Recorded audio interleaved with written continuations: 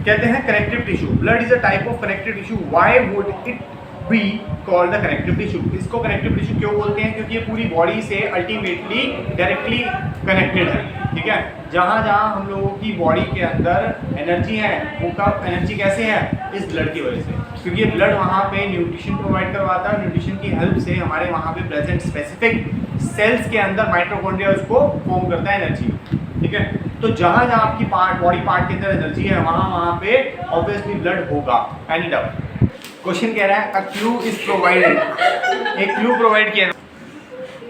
आगे कहते हैं a clue is provided in the introduction of this chapter. Introduction में हम लोगों ने क्लू प्रोवाइड करवाया था कि क्यों कनेक्टिव टिश्यू हम लोगों के लिए हेल्पफुल है, ठीक है। सेकेंड कहता है let us look at this type of connective tissue in more detail. The cell of the connective tissue are loosely packed. ऐसे टिश्यूज के जो सेल होते हैं दे आर लूजली पैक्ड, ठीक है। अगर टाइटली पैक्ड होंगे क्या वो फ्लो कर पाएंगे?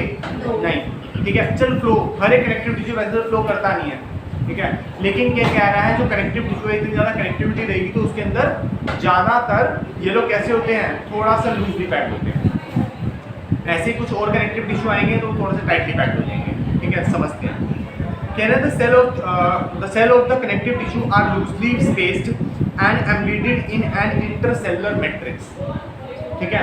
कहते हैं इनके अंदर इंटरसेलुलर मैट्रिक्स होता है। मैट्रिक्स क्या चीज़ हो सकती है? ये लिक्विड या सॉलिड दोनों में से किसी भी टाइप की हो सकती है। मैट्रिक्स गैसियस नहीं होता। अगर आप लोगों को थोड़ा सा ब्लड के बारे में पता हो तो ब्लड 4 चीज़ों से बनता है, plasma, RBC, WBC, platelets. The plasma is the matrix for the blood, ठीक है। ये समझ ले जो खून है वो तैरता हुआ नजर आता है, तो बताओ उसके अंदर सॉलिड सब्सटेंस होगा जिसकी वजह से वो सारी चीज़ों को अपने साथ लेके फ्लो कर रहा है, या लिक्विड होगा? लिक्विड होगा। कुछ सॉलिड सब्सटेंस उसके अंदर हो सकते हैं, लेकिन जो मेनली उसका जो मैट्रिक्स है वो कैसा होगा? लिक्विफाई होगा, ठीक है।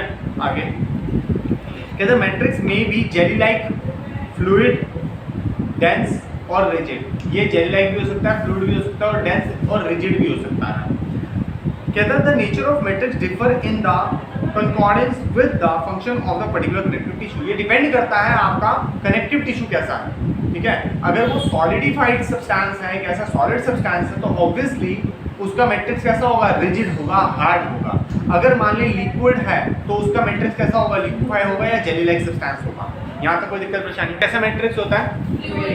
ब्लड के पास होता है फ्लूइड मैट्रिक्स, जिसका नाम होता है plasma, in which RBC, red blood cell, which is also known as red blood corpuscles, ठीक है। WBC, white blood corpuscles और प्लेटलेट्स, ये सारी चीजें उस मैट्रिक्स के अंदर जाके इधर उधर तैर रही होती हैं, फ्लो कर रही होती है हमारी पूरी बॉडी के अंदर। Is it clear till now? Okay.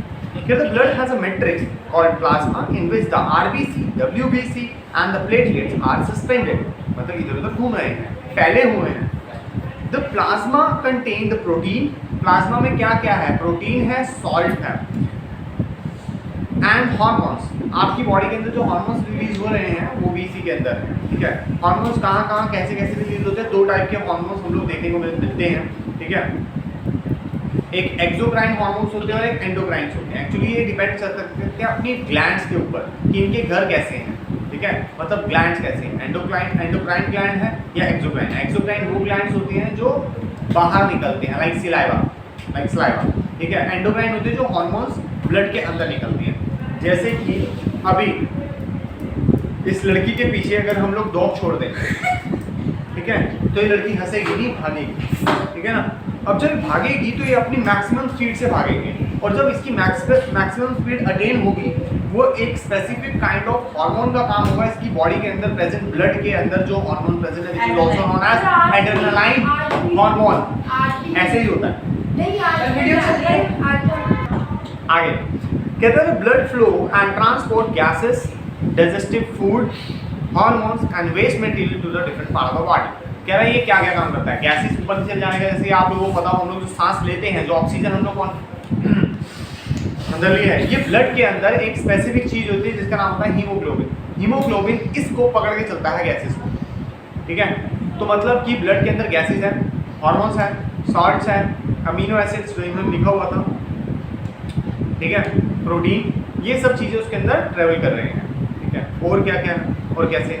कहता है blood flow and transport gases, digestive food, hormones and waste material to different part of the body. ठीक है, जहाँ जहाँ जिसको ये सब चीज़ें चाहिए होती है वहाँ वहाँ ये सब चीज़ें पहुँच जाती हैं।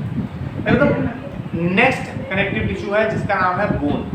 Bone is another example of connective tissue. It form the framework that support the body. कह रहा है इसका काम क्या है, सपोर्ट करती है बॉडी को। ये कैसे खड़ी हुई है, बॉडी जो ढांचा है आपका, ठीक है, वो किससे बना है, बोन से बना है, बोन से बना हुआ है।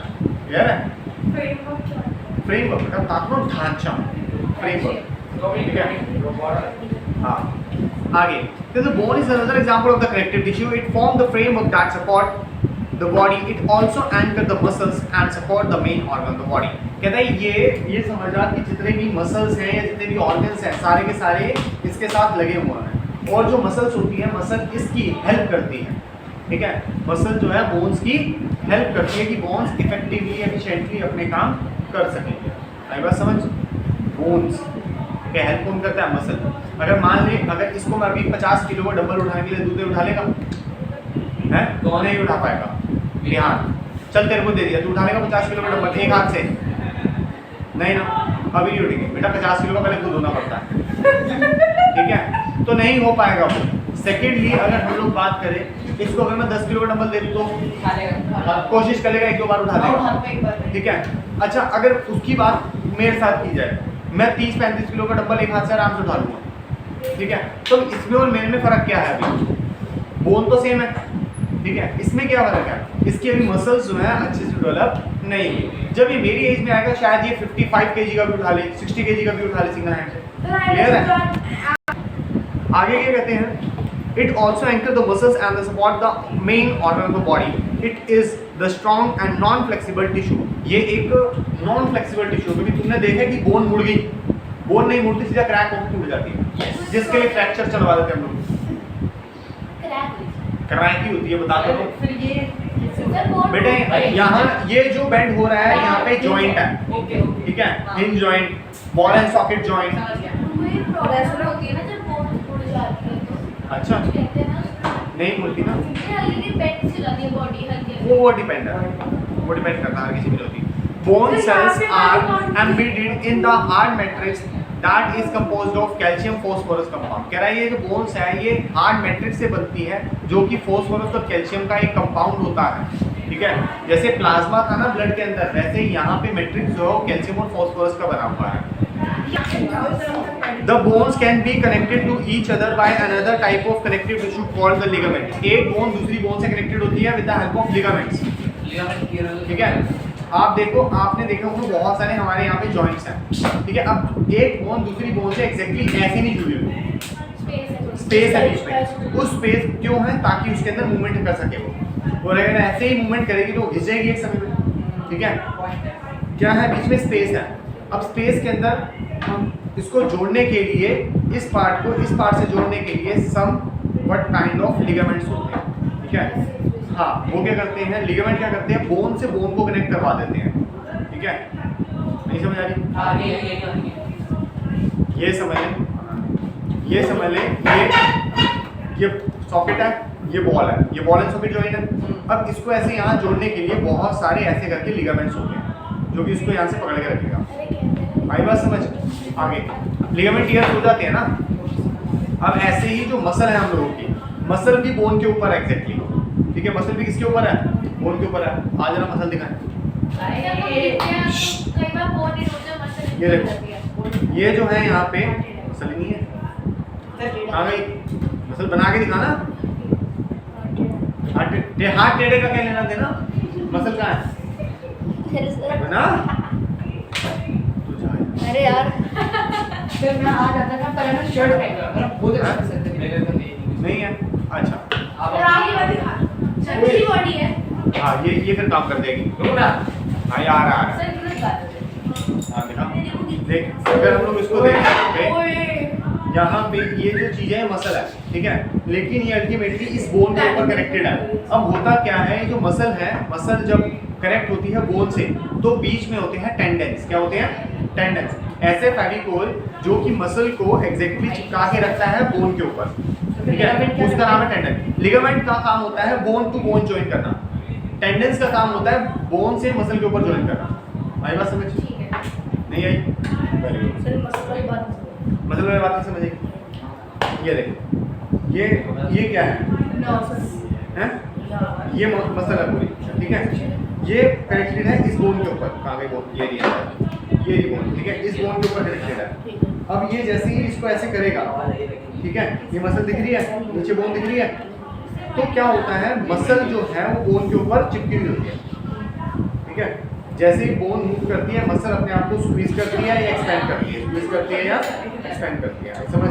मान ली ये क्या है, हमारी बोन है, इसके ऊपर लगी हुई है मसल। जैसे ही ऐसे करेगी तो क्या होगी? स्क्वीज हो गई, एक्सपेंड हो गई, स्क्वीज हो गई, एक्सपेंड हो गई। नीचे वाली बोन है, ऊपर वाली मसल है। आई बात समझ? मसल को स्क्वीज होना वो सब बोन पे डिपेंड। हाँ, बोन मूव करेगा तभी तो मसल बैंड और मूव करेगा। कह रहे टेंडेंस कनेक्ट